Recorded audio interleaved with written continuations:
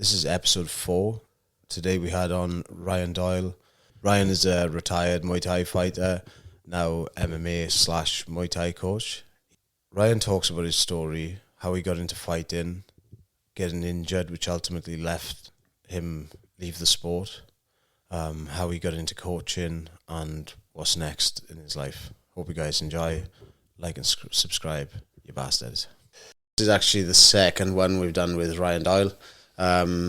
First one went to shit because of some cannabis that might or might not been involved, but we're going again. So we got Ryan Doyle with us today, Muay Thai fighter / coach, now MMA coach. He's been my striking coach for the last how long? 2019, wasn't it? 2019, yeah. And 6 years. Yeah, so with what originally got you, first off, we go back into your Muay Thai times. Like, what was the thing that took you to the gym first? Like, what was your reasoning to just start doing martial arts? My cousins just they just wanted me to go to go to training with them one day, and it was off season for footy. So I just went along with them, and then never looked back. My cousins never went again, but was that Brenton? Is it? Paul and Ray? Yeah, true. Yeah, they took me down to Joe's gym. We were actually meant to go to a boxing gym. Yeah, we were meant to go down to Shamrock's boxing, and I was like, what's this Muay Thai stuff? Yeah. I wanted to go to boxing. They took me to boxing, and then my first session, I didn't have a partner because my cousins went together, so I ended up with Joe Hilton for the session. Yeah, and loved it.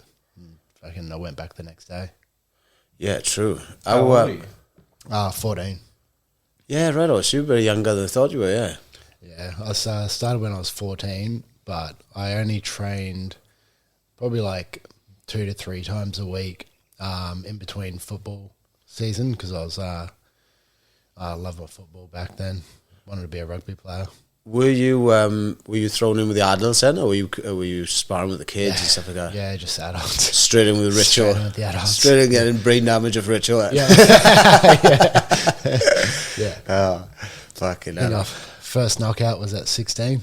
That was me getting knocked out. Yeah. What, training or was it a fight? Yeah, training. Yeah, no shit. Sparring the current super heavyweight champion, Australian champion at the time, Rob Fogarty. Oh, no shit. Yeah. How'd that happen? He just threw a head kick, and I seen the head kick coming and I remember getting my hand up, and I just blew straight through my hand. Fuck. And but he did pull it up, I think, to be fair, but he pulled it up at he's probably 130 kilos. Oh, fucking hell.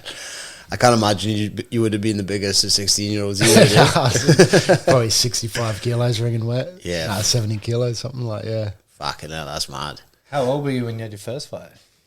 16. So I trained for a couple of years. Hey? After you got knocked out? Yeah, I think it was like leading up to that. Yeah. Leading up to what now?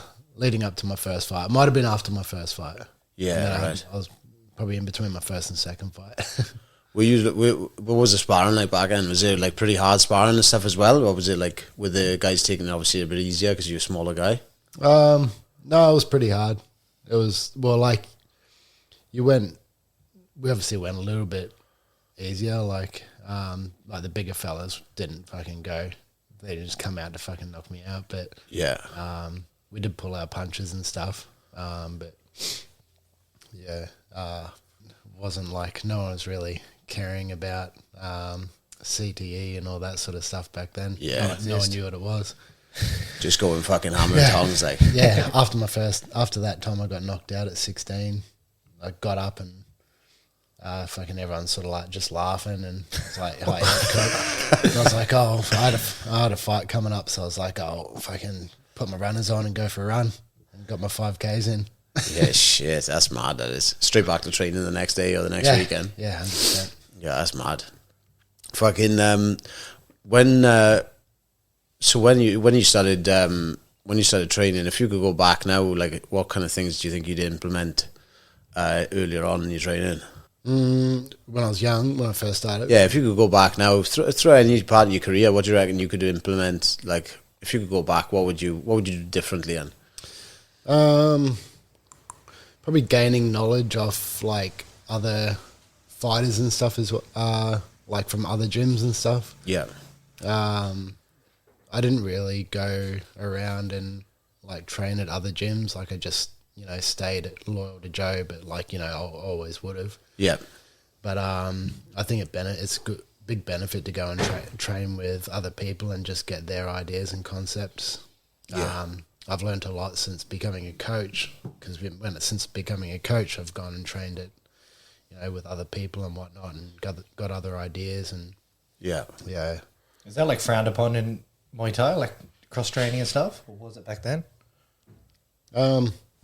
Maybe a little bit back then.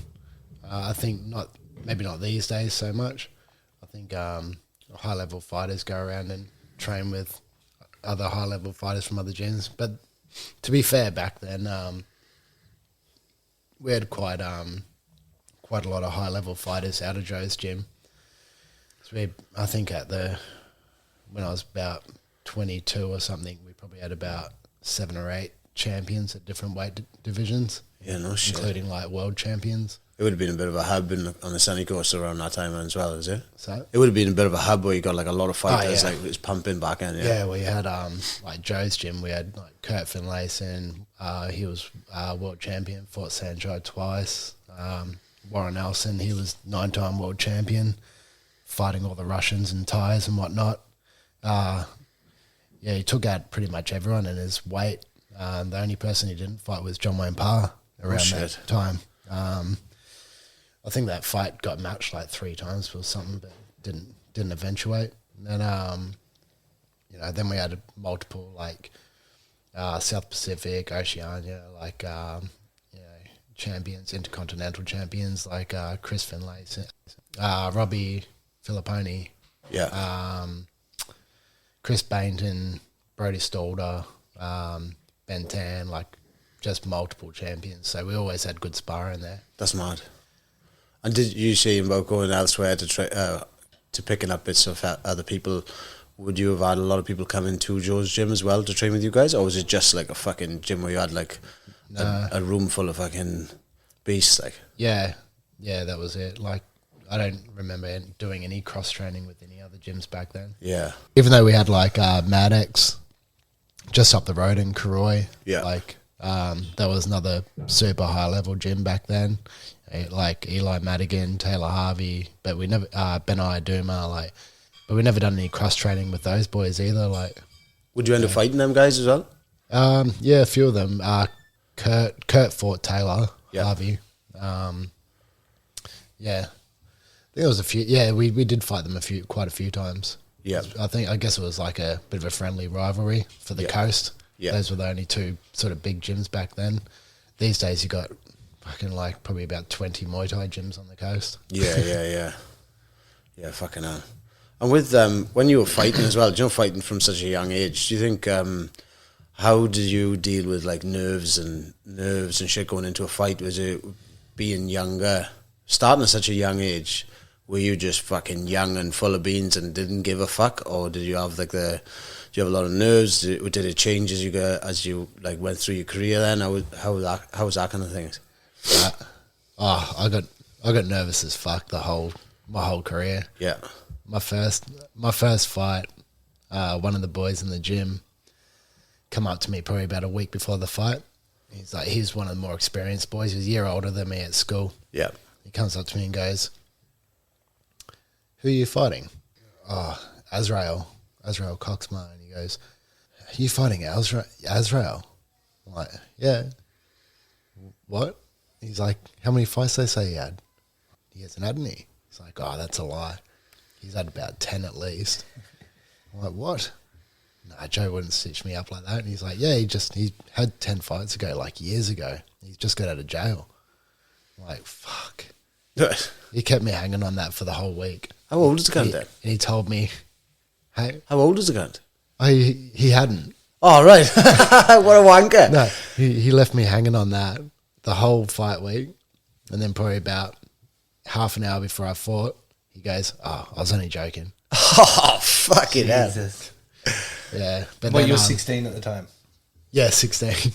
I shit myself. He was, That's I think right. he was 25 or something, 24, 25, the guy I was fighting. There's a big difference between like 16 and 25, like in terms of maturity. You know what I mean? Like muscle maturity, things like that, even mental maturity. Yeah. It's a big age gap. Yeah, you don't see that these days. Probably for good Back then reason. they just sort of throw you in and see how you go. Yeah. Fuck, I didn't even know you could actually fight like men when you were like 16. I thought it would have been like an 18, once you get hit 18, then you can fight like adults and shit. Nah, like back then there wasn't much rules Yeah, around true. it. They just sort of, we had multiple, like there was around our age at like, or around that time at Joe's gym, we had probably about 7 or 8 of us all around the same age, like between 15 and 17, 18. Yeah. And Joe just threw us in with the men. And Yeah. a lot of the times we actually came out best. Yeah, that's mad. Yeah. Just a bunch of room of young killers. Yeah. Fuck, that's wild, that is. Do they still do that now, or is it like, do they have a juvenile like division or something like that where the young guys can fight each other? No, you got to pretty much fight whoever's in your age bracket, like 16 to 17, Yeah. 14, 15. Like then, I think once you turn, I can't remember whether it's 16 or 17, you can fight up to 3 years older. So if you're 17, you can fight a 20-year-old. Yeah. But once you turn 18, it's free for all. Yeah. Is there like a minimum age you have to be to fight? No, they've got the kids fights. I think they have them fighting from like 6 years old. That's It's pretty crazy. funny. They're just pretty much just a little pillow walking around. Yeah. There's no headshots. Right. Like you're only allowed to punch below the shoulders, and then they've got a big body pad on, massive gloves, Yeah. shin pads. Head guard. It's- Do they have head guards as well? Headgear. Yeah. It's hilarious. It's funny as they just stand in front of each other the whole time going. That's funny, aye. That's what I was going to ask you. So, like, starting at like 14, you had your first fight at 16. Was it before that or after that? Did you like? Was it a point that you can remember where it was like, fuck, this is what I want to do, and you just like go hooked on it, or was it like was it slow progression or just natural progression of things happening? No, it was like a slow progression because I was still playing footy, Yeah, but I had my first fight. Because I had my first fight when I was still at school. yeah, And I got selected for like Queensland, like a Queensland Reds development squad thing. Was that union or league? Union, yeah, What position you play? flanker. Oh yeah, right. But I was too small Inside, outside? outside. Outside, I was too slow to be an inside. Yeah, right. Just those rolled in ankles, mate. Those Yeah, flat yeah. feet. Yeah. They didn't get me to the 5/8 quick enough. Yeah. Fucking hell. Yeah, you take me as someone who would just be fucking throwing yourself into people, like, you know, Yeah, just pretty like much, caution yeah, the first. wind, fucking head straight into people. I didn't even like getting the ball. I didn't want the ball. I just wanted to tackle people. Yeah. Yeah. Were you getting the bust ups, like punch ups and stuff when you were playing rugby as well, or was it like? Oh, I wouldn't say punch ups. I got suspended in red carded and suspended Yeah. once for rucking a guy's face Yeah. because he liked the ruck beforehand. Fucking, he was rucking me or something, and he ended up dislocating my finger. Yeah. So I ran over to the next ruck, seen his number, and fucking gave him a boot to the face. Yeah. Chuck a stud in his eyeball. Yeah. Just a cunt. Yeah. Just a little cunt. That's funny, aye. Was there any like carryover from rugby to Muay Thai, like in terms of athleticism or toughness or competitiveness? You know what I mean? Nah, I didn't have much athleticism. I wasn't real talented, eh? I was just It's the workhorse. yeah. No brain, no pain. I just trained hard. That's one thing as well. Like I wish I paid more attention to like technique and stuff when I was younger, because like I just used to I remember going to the gym and just training fucking hard, and just trying to get Joe to notice me by like my work ethic. But if I had to spend a bit more time just going slow and learning the technique, yeah. But to be fair, I guess like fucking, you know, that was one thing that benefited me was I did train hard. Yeah. When I fought, I had a good gas tank and I was just aggressive. Yeah. Yeah. Do you reckon someone that trains probably fucking hard work probably triumphs fucking people that are just naturally talented anyway, don't they? Yeah. Hard work beats talent when talent doesn't work hard. Exactly, yeah. That's it. It does. Do you reckon when you're talking about training and stuff, was it a point where you started paying more attention to technique, or was it just a thing where that just naturally happened as you went? Yeah. It wasn't until there was a time where this guy, Robbie Filipponi, he had taken a bit of time off training and he came back to the gym one day and he said to me, he's like, all right, I'm coming back for a year. Yeah. And my goals are this, that, and the other thing. And he goes, you're my training partner, so I don't end up with any donuts. I'm like, Yeah. And Robbie was pretty fucking good. And Yeah. he sort of showed me the way of becoming a smart fighter and like how to set things up. Because before then, I just used to fucking punch on. Yeah. I had no respect for my own chin. But yeah, Robbie sort of taught me how to set things up and whatnot. Yeah, right. That's mad. That stuff, like someone taking you under your wing like that actually goes a long way, doesn't it? Whether it's like jiu-jitsu or fucking Muay Thai or whatever, yeah. it just helps so much. Like, Yeah, just that experience, hey? yeah, just having someone that knows their shit, just going, oh, just try doing this a little bit more. That's still to this, like looking back, that's probably my favourite year. He did leave at the end of the year. Mm-hmm. He achieved his goals and that was it. He was done. Yeah. But that year that he came back was probably my favourite year of my whole fight career. Yeah, true. Yeah. I remember you've spoken to me about what he's done for you before, actually, like passing shit on. What about Richo? Did Richo patch my stuff on? Was he Just brain damage. beating you up? Yeah. For people that don't know, Richo is a big boy, and he moves like a little guy, and Yeah. he's fucking sharp. Yeah. Yeah. Yeah, he's a fucking monster that moves like a bloody lightweight. Yeah. Yeah. Fuck, the last time I ridiculous. sparred with him, he elbowed fuck out of me, aye. You were there for that, weren't you? Yeah. Yeah. Yeah, I remember saying he is like, go, just like, don't bang each other out straight away anyway. And then I turned around because Bailey kicked Adam in the head. Yeah. And Adam was in a bit of trouble. So I looked away for a minute. I came back. I'm pretty sure you had a mouse under your eye. And Richard had a bloody nose and lip. Yeah. Like, 1 minute into the first round of sparring and these cunts are just fucking going for each other. Yeah, fucking hell. He likes to get after it, doesn't he? Yeah. Yeah, Bit of fun. Yeah, fuck aye. He doesn't get many big boys to spar, so I think he gets excited when big boy comes in. Yeah, fuck aye. No, he's pretty handy, fair play. For your career, what would be your fight through your fight career, like your fight highlights or like your proudest moments, do you think? Proudest moments? Through fight career. Don't know. It's a hard one. Isn't it? This is a question. It's like a question that that's like when you're fucking like, why are you a fighter? I don't fucking know. Right? Is there any that stand out? Is there any fights that really stand out that go, fuck, that was a hell of a fight, or like a belt you won, or fucking anything that really stands out in your mind? Probably one of my best fights, even though I lost it. Split point lost. Yeah. It's actually on YouTube. It was against a guy, Jamie Stamp. So we fought twice. One was a split point loss, and the other one he beat me again, unanimous points. But that first one, that split point loss, it was just a war.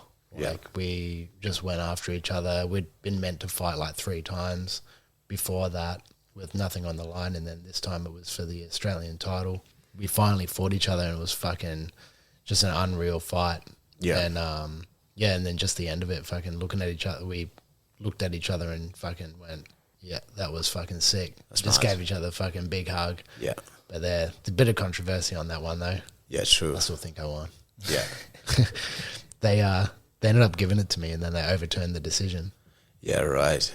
After the fight. After the fight, yeah, they wrapped the belt around me, and then Oh my god. oh, hang on, Can't do that. Yeah, there was like a bit of a riot in the crowd, and because it was a hometown fight for me. So, They literally raise your hand, fucking wrap the belt around your waist, and then Yeah. go, actually. Yeah. So you'll notice if you watch it on YouTube, it was a close fight, to be fair. Like, I'm not going to sit here and say I won that fight, but like, yeah, you'll notice that at the end of that fight, normally they show the hand raising. Mm-hmm. So there's no hand raising. They cut that bit out, and at the end of that fight, it's just got me and him sort of walking around the ring, and then them reversing the decision, saying, "And the winner, Jamie Stamp," and you just see me fucking get the shits. As you Walk should. off. Yeah. They shouldn't be able to overturn a thing like that. Do you know what I mean? It's like in rugby or whatever, if a try gets called, it's a try, you know what I mean? Even if they made a mistake, it's like, all right, we kind of just got to roll with it. It is what it is, eh? That's wild. Yeah, but still looking back on that fight, that was fucking sick. Yeah. Another fight was Jimmy Owen as well. I was shit myself for that fight because he was just a fair bit more experienced. It was my first big step up against somebody that was sort of well known around the scene. And then I just fucking fought my heart out and just beat him convincingly. Yeah. Rocked him in the first round. I think I rocked him a few times throughout the fight and a couple of 8 counts, and yeah. That's wild. It's quite satisfying when you're having fights like that where you think like where you feel like you're fucking up against it, and you go out and you almost like surprise yourself and like fuck, I've actually fucking done really fucking good. Yeah. Like, this guy's actually human. Yeah. Why was I shooting myself? Yeah. Yeah, I've had a feel like I would have fought people where I thought like, fuck, I'm out of my depth here, and I like you end up beating them or like having a close fight, you're like, fucking hell, I'm actually fucking better than I thought, yeah. Yeah. But then a couple of weeks later, you're like, nah, I'm shit. You got a shit sparring session, like, I'm fucking useless. Yeah. How many fights did you have? Do you know? Or Yeah. I think I had about 29 or something. Yeah. 29. That's mad. And how old were you when you finished fighting? 27. 27. Tell us a little bit about that. How it led to that. Oh, I just got sick of it. Just got sick of it. Nah, I just had a nasty little injury, and yeah, that was got to collapse my skull and with a spinning elbow. And this is on YouTube as well, yeah? No, it's not. It's not? No, it's not. Yeah, right. Yeah. No, I've got it's on Facebook. You can search it on Facebook. I need to clip up more of my fights and shit and put them on YouTube. 100% by. But yeah, he just spinning elbow at the end of a fight, and when I was trying to be a tough cunt after I'd already won the fight and pretty much done the old fucking Max Holloway, fucking point at the ground. Instead of pointing at the ground, I waved him on, and then I went throw the 2, and he spun his elbow down the middle, fucking collapsed my eyebrow. And that was it. Surgery, and then tried to make a comeback a year later, but the surgery didn't go to plan. Yeah. So what exactly didn't go to plan with the surgery? they reckon the bone didn't come back together, like meet back up or something like that. So there's like a tiny hole or tiny gap in my eyebrow. So right. If that gets hit again, if it gets hit again, it'll collapse quite easily. Yeah, right on. So they got a plate going over your eyebrow because if anyone hasn't seen it, have you seen the photos of it? yeah, it's pretty graphic. We should post it. We should post it actually, yeah. Like the fucking, you can visibly see it caved in, like the fucking big dent over your eyebrow, innit? Like, so they put a plate over where that's all collapsed in. And I don't think they put a plate. So I think they put some sort of mesh. They put some sort of mesh in. There's like some sort of plates in there where they had to, I think they rebuilt the sinus, and then they reckon they put some mesh in there or something, and I think the bone was meant to grow, and they filled it with something, and then the bone's meant to grow back through it. But I don't know really, but right. That's what I assume. That's what I'm assuming. So with the recovery for that, did they give you a period of time at the start, or was it like we don't know how long this is going to be? Did they say you're not going to? We don't know if you will come back to fighting. What was it? And where was how did you go about that? When I first went to the meeting with my surgeon, he said, "You'll never fight again." Right. And I said, "Are you sure?" Yeah. And he said, yes. I go, really? Can I, like, get checked? Like, he's like, you might be able to fight in a year, minimum. Right. And then I was like, that's all I needed. Yeah. So for a year, I just I still trained, and I just held on to that, like, yep, I can still fight again. That's what got me through it. So yeah, the depression of actually retiring was put off for a year and a half or whatever. Yeah. Did you still, like, having, like, even with my shoulder, and you're probably the same with your knee in it, like, did you have, like, a bit where your head was up your ass anyway, or were you just like, at least I got a year there to fucking get to, like? Yeah. Light at the end of the tunnel. Nah, I didn't, like, I was just like, yep, I'm still going to fight again. Yeah, a year's time, I booked a fight, got all the way up to fight week, and then I got told I can't fight. How does that work? Or? Oh, I went to a doctor and asked for a fight clearance. He said, okay, get a MRI done. Got the MRI done. Yeah, yep, looks good. Right, cool, that's all I needed. Send Joe an email of the, clearance. Then, come fight week, or coming up to fight the week before the fight, Joe said to me, hey, have you got that fight clearance? He's booked the fight and everything. Yeah. Fucking main eventing Coastal Warfare. And then have you got the fight clearance? I told him to send it to you, Joe. He's like, fuck, well, I don't have it. Fuck. So he's messaged the doctor, and doctor's gone, oh, I didn't know it was for a fight clearance. What was it for? I've literally got texts on my phone to the doctor saying I need a fight clearance. What a fucking idiot. So I wasted my time with a fucking fight camp, wasted fucking old mate's time with a fight camp. He said he needed a CT scan to check. So I went and got the CT scan, and then, that revealed that the bone hadn't grown back. So lucky I did get a, because the guy I was fighting is pretty nifty with his elbows too, so that would have been fucking collecting a nice little elbow on that hole in my eyebrow would have been nice. Yeah, fucking hell.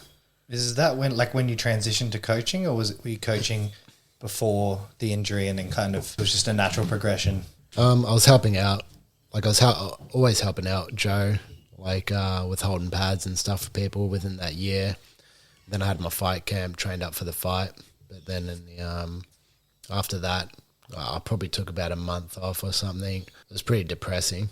I didn't really know what to do with myself because I was on the right track. My fight career was going well. And then I just went, fuck it. I'll go and help Joe and just become a pad holder. And started becoming a pad holder. And about a year after that, I came over to Noakes with you boys. Yeah, I remember that. It was sick. And then you started training jiu-jitsu. Did you start training straight away, or was it kind of you just hanging around for a bit? Yeah. No, I came over to train jiu-jitsu. Like I went to who was it? Brazilian top team first. Because I reached a point with coaching that I was just holding pads every day and just feeling like I'm not learning anything. I'm fucking 28, 29 or whatever I was. And like, it wasn't filling my cups. Yeah. So, I figured like jiu-jitsu is a non-contact, but like, I'm not getting elbowed in the head. Soon to find out I fucking got head-butted and shit a few times. More injuries from jiu-jitsu. I got way more injuries from jiu-jitsu than fucking I ever did in the bloody 15, 20 years of Muay Thai I've had. Did you ever consider doing MMA, or was that kind of something like, obviously you're coaching Muay Thai and then coaching MMA now, but did you ever consider that during your fight career, or was it a bit before MMA was popping off? No, there was a moment. Where that's actually how I met Nelson. One of my friends was fighting at a Brothers MMA back in the day before Kyle come back from America, and there was a stage there where I left fighting completely, just politics. So I left Muay Thai completely for like 3 years, and then I actually started training with Nelson for about a month or so. But then I just I didn't want to. I felt like I wish I did. Looking back, that's probably one of my biggest regrets. This is before the injury, yeah. Yeah. Yep. This is like I took about 3 years off and then I came back. I took about 3 years off at about 22, I think. And then I went 22, 23 and went over and started training with Nelson and all those boys back then, and I felt as though I was being disloyal to Joe. Right. And Sunshine Coast Thai Boxing Centre, even though it was a completely different sport. And so instead I just didn't train at all. I just went, fuck it, and then I went and played American football. That's where you met John known as, eh? Yeah. Yeah, shit. When you had going back to the injury stuff, after you found out that you were going to be off, obviously you wouldn't fight again.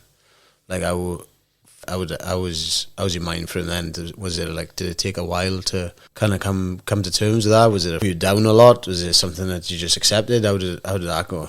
Oh, it was pretty depressing. I still remember like waiting in Joe's office for him to get back to get to training so I could tell him that my fight career was over and just fucking bawling my eyes out. Yeah. Yeah, that was pretty bad. It was probably lasted for probably a good 6 months, eh? Like I was pretty fucking empty with it all. Like I just didn't know what to do with my life anymore. Like I started thinking like, oh yeah, guess I'm just gonna be a fucking plasterer now. Yeah. And like you fucking, like fighting almost comes your whole identity in it. Yeah. And you just don't even know who, I'd imagine it'd be like you don't even know who you are kind of thing. Yeah. And I just found, regained my passion again. Mm-hmm. It's like, that was a big part about why I left as well. Like when I say politics, probably another big part is that I just lost my passion for the sport. Yeah. Then I left and I come back and it was just reignited, and I just felt like a different fighter too. Like coming back at 26 compared to when I was early 20s. Like it's like I'd grown up. I was older and I was become a bit smarter the way I fought. Then my fight career was on the right track. Because I won that fight where I'd done my head. So my next fight would have been for the Australian title. And then go from there. So I felt good. I felt like I was fucking on the right track. And yeah, so just that happening at what felt like the peak, like what felt like I was just on the cusp of breaking through, was pretty bad. Yeah, fuck yeah. Like dealing with it, like I find even just having like 6 months off, or like if you can't train for fucking 3 months, you feel like pulling your fucking hair out, innit? Like, yeah. That must have been pretty rough to fucking come to terms with that. You see fighters just having trouble to fucking come to terms with retiring in general, and without it like being taken off you, like. Yeah. So I got back into I got into coaching, and then I got into coaching at Joe's gym for probably about a year, just giving back to the boys, like focusing a lot on like Billy Coulter. Yeah, he's still fighting on the coast at the moment. Got his own gym there. And training those boys, I was starting to find that like it was filling that little void that retiring had left. Yep. In me, and then and there wasn't long, probably about a year and a half after that I like went and had a look at jiu-jitsu gyms and stuff, and then went and fucking walked in the doors of Noak Martial Arts and had a chat to Nelson and went, yep, okay, I'll start fucking tomorrow. Yeah. The next thing I'm fucking pad holding at Noak's. Oh, that's when we were there, yeah. Yeah. I remember when I first met you, I was like, fuck, this can't stone die. Yeah, I thought he was for ages. I asked him one day, I was like, you are, dude? No. I was like, Only time I get stoned now is when I get fucking peer pressured. Yeah, just twist the arm a little bit. Yeah. Got a rubber arm. Rubber arm for twisting. Do you want some of this? Nah. Come on. Go on in. Go on then, boy. do you think you would have got into coaching if the injury didn't happen? Don't know. It's hard to say. I look at it now like I look at the injury now in a way that if like that was meant to be. We were talking about this last time, John, about how like all the bad things that happen, you look back on and you're like, fuck, I'm glad that happened. Like, it happened for a reason, right? You might not be the coach you are today and have like the stable of fighters you have if that didn't happen. As bad as that sounds, but yeah, exactly. Like there's a couple of things that I found like that sort of helped me get over the fact of retirement where I thought like maybe this was meant to be. Whereas like I don't know how long, I can't remember how long afterwards, but it wasn't long. Yeah, it was like months. But my coach got diagnosed with cancer. After you finished fighting? Yeah. Right. It was like, so I went for that year, tried to have that fight, and then then found I can't fight again. And then maybe like 3 to 6 months afterwards, Joe got diagnosed with cancer. Yeah, shit. And that was a pretty rough time at the gym. So around that time, I was sort of just helping Joe out as much as possible, opening up for him in the mornings, holding pads for all the boys, whenever Joe couldn't be there and whatnot. Mm-hmm. So there was that, and then obviously going and learning jiu-jitsu, because I always loved UFC. Yeah, I always loved like MMA and watching the UFC and that, but I never had a crack at it. Like I watched Kyle on The Ultimate Fighter the year it came out. Like, yeah, true. But I never crossed over. So yeah, with retiring, going over to Kyle's gym, I was like fucking, start to learn something new over here, and now coaching you boys, like, I guess that sort of fills that little void within me, as well as I feel like it was good timing for both of us as coach and student, and 100%. me being able to develop as a coach whilst training you. And I think as well, like, what's good with you as well is like you attack like the mentality of coach. Obviously, like coaching and fighting are the polar opposites, and you've got to be very selfish as a fighter and very selfless as a coach, because you're doing everything for other people, but like you attack it with the same mentality and commitment as what you would as a fighter, as your own training, like you put in the extra work, like you do a lot of study. And I think that shit goes like a long way, and probably helped a lot because you're a fan of the sport anyway, but like the transition between Muay Thai to MMA, like you're like, as a coach, it's like refreshing to see. It's refreshing for me to have a coach just like really willing to learn constantly as well. You're never a guy that's like, oh yeah, I fucking know this already, or this is the only way. You're very much like, let's suck it and see, like, let's try things and fucking see what works and what doesn't. And and you're willing to adapt it. You're not like, all traditional Muay Thai trying to put that style onto your fighters.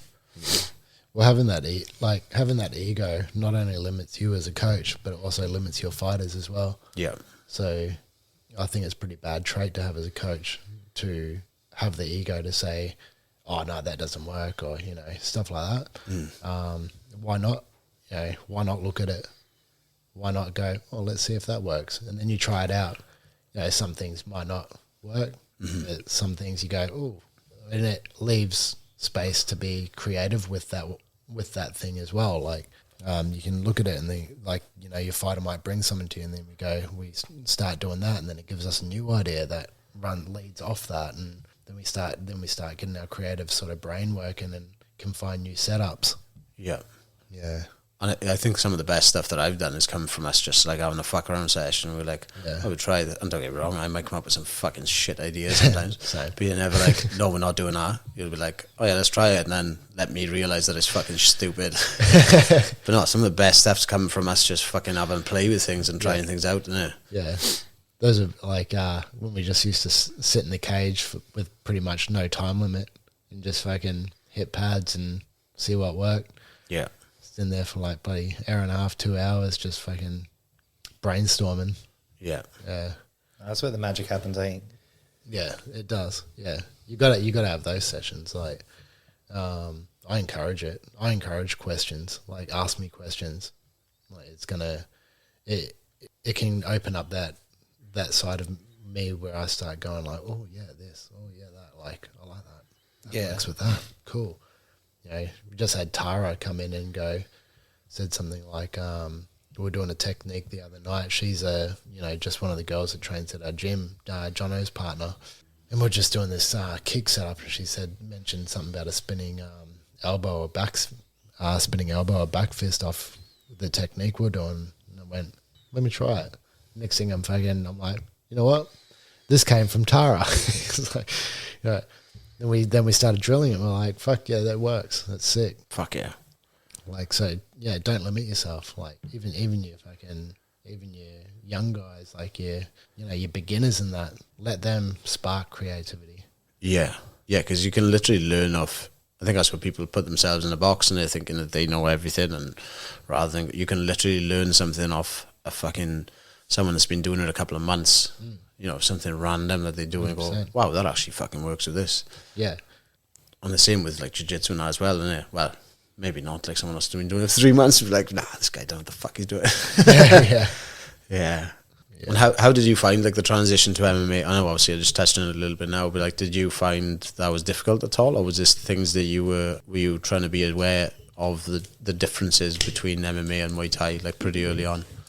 I love it. Yeah. Like I actually love developing the striking to MMA, just with all the different styles and different your level changes and stuff. Like, you got grapplers, you got wrestlers, you got other strikers, you got strikers from different disciplines, fighting from different ranges with different styles, like compared to like Muay Thai. Like I love Muay Thai, but I feel like with MMA, because of the range, it leaves more room to be a bit more creative. And and the game planning, like game planning becomes a lot more prevalent with MMA. I find you can game plan for Muay Thai obviously, but like I think with MMA it's a lot more important. Yeah, and it's just way less limited, and there's just so many different things you can do. I'm not even sure if like a Rod Tang would game plan. Yeah, do you reckon? I don't know. Yeah, fuck knows. He's just a fucking hard cunt. You just go in there and take some punches and beat people up. There's tons of Muay Thai fighters like that. Like, they're just fucking hard cunts. Fuck, our cunt's got some confidence in his chin, mind, doesn't he? Oh, yeah. Has he ever been knocked out or anything? I don't know. I can't even think of it. Probably. Just fucking... he's probably had fucking 200 odd fights. Just meant. Have you watched like some Rod Tang's fights? It was just like he's got his hands down and he's like punched himself in the face, telling him to hit him, and he takes clean shots and then fucks gives him him back. He's in one, right? Yeah. Yeah. It's something like he's had like 400 fights or something like something that. ridiculous, yeah. I heard the other day he's training Mike Musameshi. No shit. Yeah. Fucking hell. Is he actually going to MMA or something? Who? Mikey Musameshi. He said it. He was on Ariel Helwani's podcast this week, and he said that he's wanting to go to MMA at some stage. He's Johnny's favourite fighter, if you don't know. Johnny loves him. I think we talked about Mikey last time as well. Mikey Musameshi. Yeah, he just fucking... I don't know, he's just fucking... Hey, I like weird people. I am fucking weird, but I just find him fucking annoying as well. But anyway. You guys should have a fight. Yeah, fuck, I'm keen. Match. No, I'm not going to have a grappling match with him, no way. He'll probably call you out if he hears this. Yeah, I know. Fucking John's a bully. There's no way I'm having a fucking grappling match with that guy. John is a bully. You're a fucking bully, boy. That's the end of that. No, I'm not a bully. But no, fucking hell. Oh, speaking of injuries, and you were saying about you've had more injuries in jiu-jitsu. Tell us a little bit about that. You see... Which one? Which one was the first one? Was it collarbone? Nah, the first one was a fucking knee. What did you do to your knee, Ian? I think it was only like it was within my first month of doing jits, and there was a blue belt at Noakes. Was it Benny's brother? Oh, yeah. He was, we're doing leg locks for the first time. And I'm like, fuck, I didn't even know about leg locks in jiu-jitsu. This is fucking pretty cool, eh? I think we're just doing a straight ankle lock. Yeah. And he's like, yeah, man, there's heaps. He's like, look, I'll show you. He fucking done this, he done another thing, and then he put something on. Might have been a heel hook, I don't know, but he rolled over. Yeah. I didn't roll with him, did I? Yeah. Roll the wrong way. Fucking pop when that this bone here popped out. I straightened my leg and popped straight back in. Yeah, no He shit. was fucked for good fucking month or so, and then it popped out again. Then it popped out again like 5 times. Like trying to put triangle, like going to put a triangle on, popped out, and then standing up against the wall with my like that way, trying to push up like that. Yeah, just popped out again. That was trying to get up against the wall against Thomas. It was like 15, 14 or something. Yeah. I was like, fuck me, it just kept popping out all the time. Is that when you got obsessed with leg locks after he did that to you? Yes. Like, yeah. Oh, I can break a guy real so easy. Yeah, yeah. And then all of a sudden I just started inverting on everyone. I remember one day I think I was leg lock you, and you were like, stop fucking leg locking me, cunt. And I was actually genuinely scared because I was like, this guy could fucking bash me. So I was like, should I stop? And then I think I just went again, and you just like, fucking, you're about to kill me. Yeah. I was fucking. He is a fucking bully. I think that was when, that was just before COVID. That was just before the gym closed.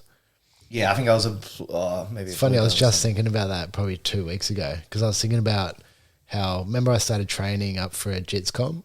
Can't remember. I think you convinced me to go into a jits comp. Sounds maybe right. both of years. So I started rolling like I'm fucking, like, and I think you told me to start rolling like I'm fucking, and this cunt just fucking kept he leg locked me probably like fucking 5 times in the 5-minute round and kept tapping me. I'm just like, fuck's sake, cunt. I was getting so frustrated now. Oh, fuck. He's a ginger bastard, see? Then I walked away and felt all bad. I didn't apologise though, fuck him. No, you did apologise. Did I? Yeah, no, you did. He's an angry man, isn't he? Good. That's happened to me a couple of times, and it's always like, but it's always like someone who can beat me up, and like I'm like, so I get like kind of get put on my heels a bit. Anyway, we can edit that bit out so we don't call out. Good dude, we're good now. Yeah, fuck guy. Takes things too hard. Yeah. I think if you're pissing people off that much, you're probably doing something right. Yeah, maybe. Yeah. Oh, it is for sure. Like I think that's why, because I started putting myself, because you guys convinced me to go into that comp, and I was like, so I put myself back into that fucking like fight camp sort of like start training like you fucking like with a purpose. And then just getting fucking embarrassed every time. I was actually going to ask you that, like, looking at me every time. Because I have a lot of respect for people who go from like one sport to another sport, and obviously you were like very good at Muay Thai, and then going and becoming, a white belt again in another sport. How hard is that, to like put your ego aside and be like, all right, I'm going to be shit at this. I think that's what made me want to keep training, because I was so shit, because I was fucking coming from Muay Thai where I'm fucking competing against some of the best guys in Australia, and then going and walking into this fucking jiu-jitsu gym and just getting tapped out like 10 times around by a bunch of nerds. And the occasional female as well. Yeah. Little 50 kilo fucking female just fucking rear naked choking me. Yeah. I got put to sleep by like a 40 kilo female. That was pretty funny. Yeah. On a 50 kilo 14-year-old boy, innit? No, he was 14 and a half. 14 and a half, no, yeah. he was actually, he's 18. And he's good. Yeah, no, yeah, it's good. Yeah, you see that now with like Jake Lundy's like obviously like fucking like shit on Muay Thai fighter, and I was trying to learn jiu-jitsu now, and yeah, it must be tough from, like you're saying, going and fighting like some of the best in the country to then like for that happening. Yeah, must be quite like frustrating as well. Like it's frustrating. Like, fucking hell, this isn't real fighting. Can knee his cunt in the head. That's not wrestling. Yeah, I still remember my first ever doing my first ever rolls, and there was a fucking big fat fucking blue belt. John. No, it wasn't. It wasn't John.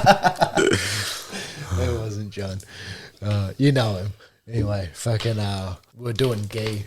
I won't say his name. We're doing gi, and fucking this cunt got me on my back, got me on my back, got me in north south, and his fucking gi opened up. He'd lost his belt halfway through the roll, and his gi opened up. Had his fat gut on my face like this, and then the fucking gi was hanging down like a couple of curtains. and it was so hot. There was no air in there, and instead of fucking like trying to get out of position, I just remember using my hand to just Suck open his the tit. gap and be get my head to the side, just trying to get air. Brazilian sauna. You just had a suck in his nipples, really, didn't you? Just my fucking nose and his belly button. Now I know who you're talking about. But I remember he used to put himself in triangles because he was that big, and that would be his pass. So it would be like an over-under pass. So he'd dive into a triangle. Sometimes you get it, or sometimes because he's just so thick, you couldn't lock it up, especially for my little chicken legs at the time. And then he'd just throw you to the side, and that was the match at that point. That was me, was it? We don't want to name and shame on this podcast. We already have enough. I don't know if he was that good, Geordie. Yeah, guy I'm talking Johnny about. couldn't pass at that point. Nah. That was your goal. You're like, once I get this guy, I'll quit jiu-jitsu. Yeah. And that was it. And he did. I didn't even get to blue belt. 3-stripe white belt. I'm fucking done. You've been demoted to blue, yellow and black belt. Yellow, grey belt. Grey belt is it? Grey belt, yeah. Fuck it, no, that's funny, man. I taught Ryan Doyle a fucking rolling toe hold from standing. Worst move ever. Yeah, and I wasn't there, but I'm pretty sure he went off the wrong shoulder and just threw himself into the ground and snapped his collarbone. It was the right shoulder, but it was against another. I feel like I'm fat shaming here, but it was against another big boy. It was against another big blue belt, and I couldn't get past his guard, and I was like, "Fuck, just can't get past his guard. This cunt's guard." Okay, try a leg lock. So I've gone, I'm going to try this thing like Johnny. And I've done it to multiple people. And I thought, I'm going to fucking get this cunt here. I had to dive over his leg. So I jumped over his leg, and I didn't tuck my shoulder. I didn't tuck my shoulder quick enough. And I fucking just landed on the point of my shoulder, snapped my collarbone and dislocated my shoulder. It's pretty bad break. Like the collarbone was literally crossed as well, wasn't it? Yeah. And his heel. Why they didn't do a fucking operation on it, I don't know. Oh, don't know. Like it's literally just healed and it's fused now. Yeah. Because you started holding pads way, way, way too soon. Yeah. And even yeah. I think I was holding pads with you with one arm probably 3 weeks later. Oh, fucking less than that. Yeah. Less than that, definitely. And then In my sling fucking. Yeah, just one hand. Yeah. I think I was getting ready for a fight as well, was I? I think so, yeah. Something like that, yeah. Fuck, that's funny, aye. And then, yeah, eventually holding Thai pads with it as well. But that's funny, man. Fucking hell. From doing jiu-jitsu and stuff, do you think there's anything that crossed over to that you could take, that you have or you would take over to Muay Thai, like the way they do the training, the way they structure it, Yeah. No? I'm just joking. Yeah, 100%. I like the way jiu-jitsu is taught, in the way that a lot of the times you'll stick to one thing through the week, and from that position Build upon that sort of thing. build different, every day you might add something, or you might start in side control and then you'll do something from side control, and then you'll do fucking something else from side control, or you'll go to that doesn't work, and then you've got this. And I like doing that same thing with some of my teaching, where I'll teach, we might be working on a feint to get a leg kick feint, and then you get the check, and then how to deal with the check, and then what to do from there, and then you build off that through the week, and then by the end of the week you got 5 different things you can do with that one feint, and everyone's sort of training it, and they're learning how to develop it, learning how to put it into their sparring after that. Yeah. You're fucking... Instead of just doing your Dutch drills. Yeah. Just random stuff. I think the way the MMA guys train is a lot better than how jiu-jitsu people train. I think if jiu-jitsu people train like MMA people, the sport would be a lot better and that people would progress even faster, I think. In what sense? I just think the way that, the positional training, you do a lot of that in MMA, I assume. I don't think, obviously it's more prominent now, but I think back in the day it was more still a lot of coaches do this, where it's you show 3 moves that don't really have any correlation to each other, and then it'll just be all right, let's just roll, and then you just go back to doing whatever you're good at. You know what I mean? Yeah. Whereas I think doing the positional training, then forcing people to start in bad positions and stuff like that, especially like if you're one of the better guys in the room, like why not handicap yourself, you know what I mean, and start in bad positions. And also just think with all the way that they train, like with just how professional they are with the diet and the strength and conditioning and stuff like that. Fuck yeah. Can you imagine how much better like jiu-jitsu guys would be if they like really fucking honed in on that shit like you do with MMA? For sure. I've heard Craig talk about it too. Like he said training with Volk completely changed the way that he trained after that. Like he said he learnt more from him than he probably taught Volk, which I think is pretty cool. Yeah. Yeah, fuck yeah. That's mad. So you're gonna be a dad next stage of life. So are you, boy. How you feeling about it? I know. How you feeling about it? Good. Good. I yeah? want to be a dad for ages. Yeah. I can't wait. He's It's only cool, 7 weeks away. 7.5 weeks. He's gonna be getting born with a set of fucking boxing gloves in his hand. Yeah. He's already got his gym onesies ready to go. Yeah. I said to Kyle the other day about like, I can't wait to get my daughter into jiu-jitsu and fucking learn how to fight. And he's like, what if she doesn't want to? I'm like, fuck. Well, they don't want to go to school, but they still have to go. Exactly, yeah. Yeah. That's it. It's part of their curriculum. Yeah. Hopefully she just sees daddy training all the time and she's like, fuck, that's what I want to do as well, like, you know? Yeah. You just got to let them, introduce them to it. Let them decide if they like it or not. If they don't like it, let them follow their own passions, but give them as much, let them try as many things as possible to find what they're actually passionate in and then go from there. Then who knows? You see a bunch of kids that fucking hate training when they're young. They go off and they go off and do all these other things and stuff and then come back to it later and they go, oh, I fucking love this. It's pretty much what happened with me, to be honest. They usually come back better too because they've done different sports and developed other areas, become more athletic and things like that. Yeah. I find with kids anyway. Yeah. I wouldn't mind putting him into rugby and stuff too. That'd be pretty cool. But yeah.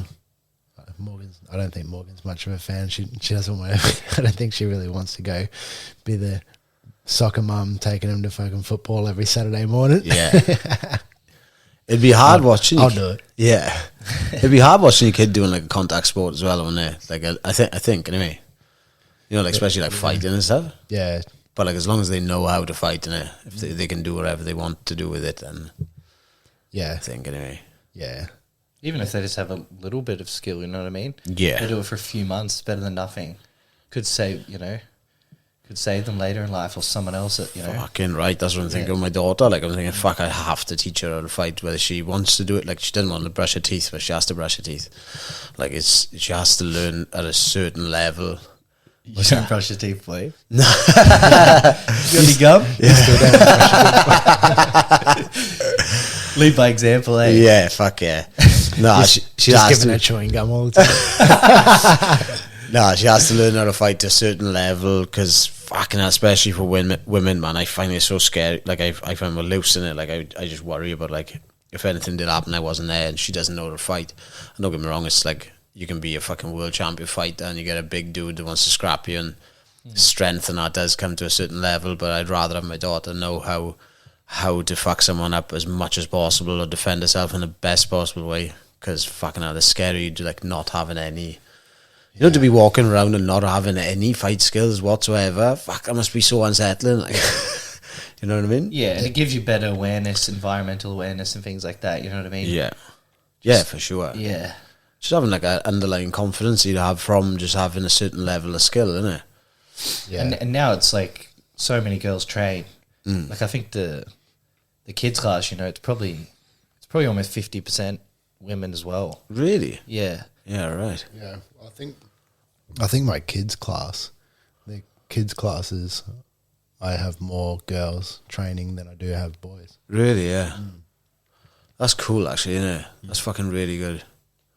Rather have like your little girl like looking up at someone like a fighter or something rather than like a fucking TikTok. all this fucking bullshit on TikTok or reality shows and shit. Stuff that you send me every day. Hawk tour. Yeah, Hawk tour. Yeah. Looking up at the Hawk tour guy. Ah, fucking hell. I love that meme, but then it's like, fuck, I'm having a daughter soon. I don't want to watch that shit.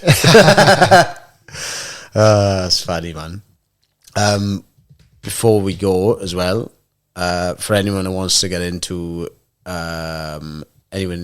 any advice for anyone who wants to get into fighting, any fighting, like jiu-jitsu, fucking Muay Thai, anything, and like they're nervous about starting, any advice from them? Just do it.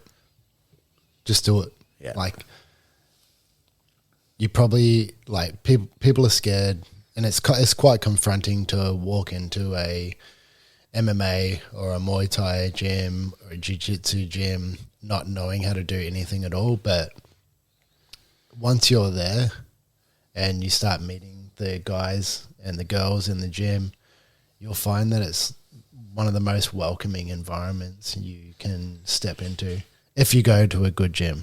There are, there are gyms out there that are fucking bit, they fucking go a bit hard on their beginners and whatnot, but like, you'll find a lot of the gyms are they're very welcoming. And then you end up a part of another family. Like, you end up with, you end up with lifelong friendships. And there's nothing better than that. Yeah, for sure. Best thing I ever did was step into a martial arts gym. Change your life. Yeah, 100% change your life. Yeah. Yeah, I think I agree. Like just start, like just go in and start and fucking try different gyms, innit? Yeah. You'll find you'll be so nervous, and then you'll do your first session. Then you'll after that first session, you'll probably want to hang back. You'll probably end up fucking hanging back and talking to half the people in there for half an hour, and then walk out going, fuck, why was I so nervous? That was great. I can't wait to come tomorrow. Then you'll wake up sore and not come. Yeah. Then you'll come like 2 or 3 days later. Yeah. No, that's awesome, man. Don't ever have the mentality of saying, I'm going to get fit before I go to the gym, before I go to this martial arts gym. Because you're 100% never going to be fit enough unless you actually go, because that's how you get fit. You get fit by going. 100%. You could be a fucking marathon runner, a CrossFit fucking champion. You go in and do like a session of MMA, Jiu-Jitsu, Muay Thai, and you will fucking gas. Yeah. You just have to get past that. Oh, we've got like a really good AFL player training with us now. He runs all the time. He's quite good. And he comes and does like 1 round of pads, and he's like, oh fuck. 3 minutes in, he's like, fuck, this is killing me. Yeah. Like, it's just a complete, you're using different muscles and all that stuff. So don't get, I'm going to get fit and then I'm going to go. You'll never go. You'll never go. I'm still not fit, and I've been training for. Yeah. Don't train hard enough, boy. Yeah. It's all those days off. I need to. I'm just so efficient. Yeah. Fake foot injury.